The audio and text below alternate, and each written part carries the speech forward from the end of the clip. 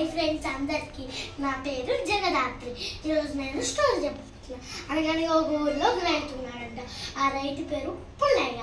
పుల్లయ్యకి ఇద్దరు కమ్మల పిల్లలు ఉంటారంట.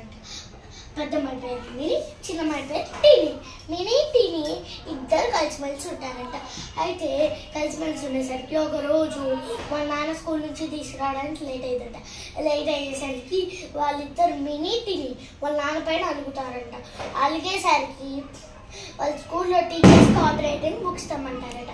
తెమ్మనేసరికి పొద్దున అమ్మట వెళ్ళి వాళ్ళ నాన్న హత్తుకుంటారంట. హత్తుకునేసరికి అమ్మ మీకేం కావాలని అడుగుతారంట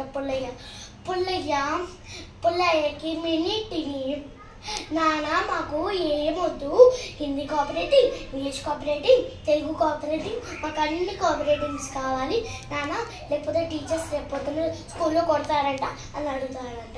ఎమ్మటే వెళ్ళి మా నాన్న హిందీ అన్ని కోఆపరేటివ్ బుక్స్ తెస్తారంట.